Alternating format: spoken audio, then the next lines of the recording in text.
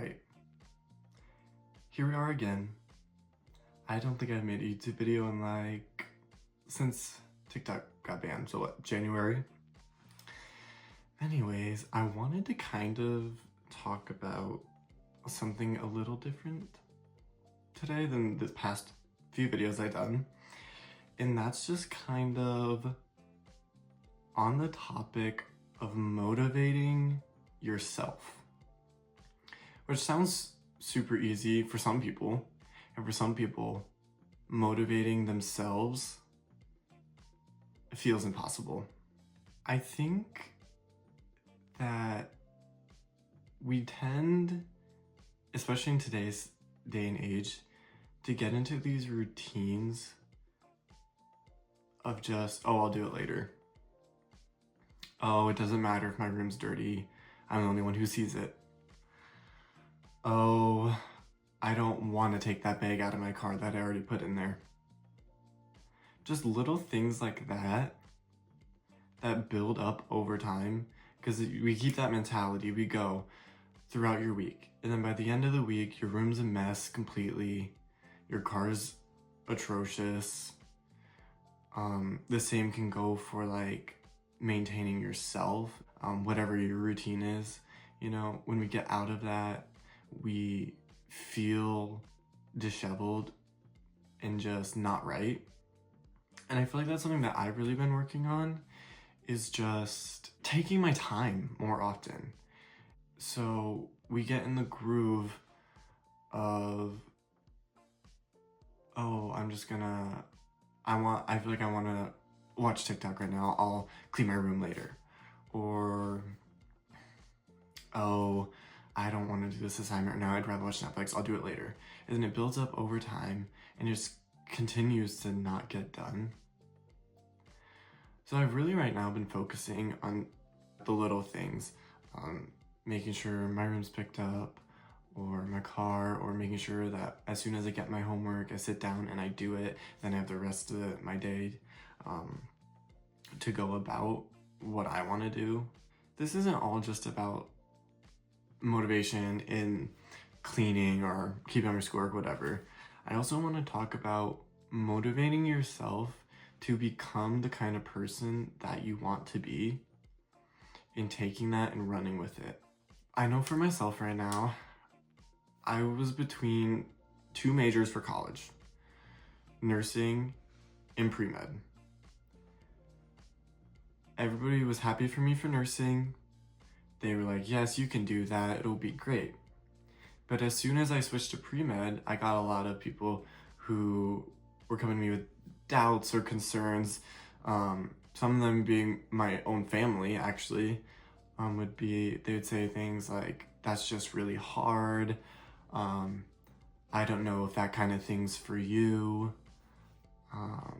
You have to be really smart for that.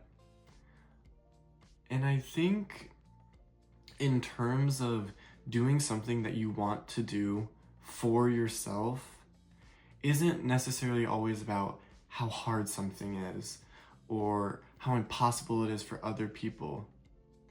I think anything in life can really be accomplished by just setting your mind to it, saying, no, it is going to be hard. I know that. And this can even be applied to something as simple as cleaning your room or picking up your car. I know it's a challenge. I know that it's going to take time. It's going to take effort. But if you tell yourself, I'm going to put in that time, I'm going to put in that effort, then I will succeed. Which ties into, again, self-motivation. Because there's so many times in your life where other people are going to tell you, you can't do that. You're not smart enough for that. You're not cut out for that. But you truly have to sit with yourself and think, am I going to take that and just accept that as my fate? Am I going to take what other people are telling me and accept that as my fate? Or am I going to take my fate into my own hands and do what I want to do? Because who knows? I feel like most of the time, those people that tell you, you can't do this, you're not smart enough for that. They're really self-projecting their own thoughts and feelings about a topic onto you. So for my example, people not being fully supportive of me choosing to go into medicine because they think I'm not smart enough, I don't have what it takes, I don't have the dedication. Really, I have to think to myself, maybe they have feelings in their life, in their career or school or whatever is going on with them where they don't feel smart enough. They don't feel like they have a hold on their life, you know? And so they take that and they project it onto you when really that's how they feel about themselves. So I know it's kind of human nature to have people tell you something, take it as full truth, and just apply that to yourself. But really, I think that we need to start thinking more for ourselves, right? We need to say, no, if this is something that I want to do, if this is the career I want, if this is the grade I want to get, if this is how I want my life to look, then I'm going to go through the steps to make that possible. Maybe school is hard for you, but you know what you can do? You can sit there and you can study twice as long as the other people around you, because if that's what you need to get through something, then that's what you need to get through something. But at the end of the day, you can get through it. You can tackle that challenge. You can get that job. You can get that grade. You can get that degree if you decide that that's what you want, because you are the only person that controls yourself. I think we get so lost in that, in thinking, I have to do this for my parents. I have to do this for my grandparents, my siblings, my teacher. But at the end of the day, if you want to see real results in your life, you have to say, I want to do this for myself. And if it's not something that you want to do for yourself, then don't do it, because it's going to be a waste of your time. You're not going to be happy. You know, you're going to be depressed, sad every single day because this just isn't what you wanted to be doing. This isn't the career you wanted. This isn't the class you wanted to take. You know, this isn't the sport you wanted to go out for. I've been slowly learning this lesson throughout my life, throughout high school. Starting out when I tried out for the dance team my freshman year, no other guys have done it. I had so many people tell me, why are you doing this? This is only for girls. It's weird if you do this. But I knew that that is what I wanted to do. And so I didn't let those thoughts or preconceived notions about me and about men going into dance, and I did it, and it was one of the best things I have ever done in my life. I ended up becoming captain my senior year because I put in that work, I didn't listen to other people, and I saw results. So I started to kind of take that thought process that I used for that, and I applied it to this whole college thing, this whole finding out what degree I want to do, what I want to do with my life. I had to realize that you have to stop listening to those thoughts and negative energy that people are putting towards you. If you tell yourself that this is what you want, you can do it. And those negative feelings, those negative thoughts that other people push onto you, you have to take it with a grain of salt and realize that more than likely that's a reflection of how they feel about themselves, and you need to let that bounce off of you. Also, if there's something that you really want to do, or, you know, let's just say, I'm going to use my college example again. It's finding little ways to remind yourself that you can do it, you are smart, you are confident, you can have all those things you want, you can have that dream life. But in order to get that dream life, you have to put in the work now if you want to see results.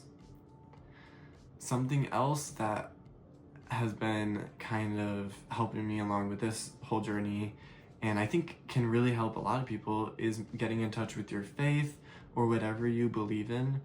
For me, one of the main reasons I decided, okay, I am going to do this, I want to go into medicine, this is what I want to do, was because I prayed on it.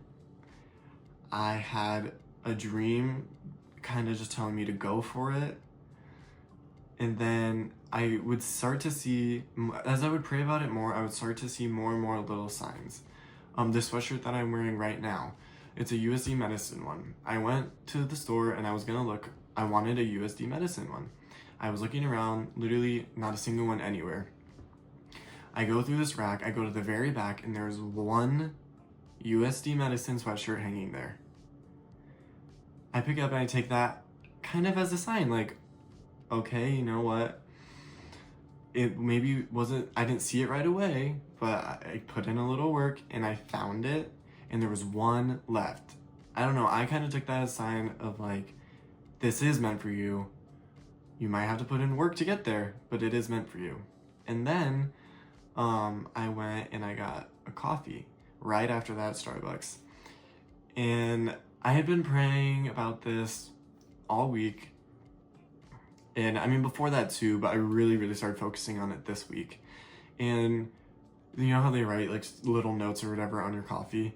Well, the one that I got was attempt the impossible, which is such a generic phrase, but it really applied to my situation about how something so big feels so impossible, but it is attainable. And I think that we just need to start telling ourselves more often that we can do this. This is possible. We do have what it takes, and we will see results. So I don't know, that's just something that I've been wanting to get off my chest and talk about, and I think that it can apply to so many people in so many different situations, and we just need to learn to be there for ourselves, because at the end of the day, you are the only person holding you back. There's always room for growth, there's always room for development, but you are the only person that can hinder that. So I don't know. Thanks for watching my little TED Talk. If you have questions or you want to see another video like this, let me know in the comments, but I'll see you guys later.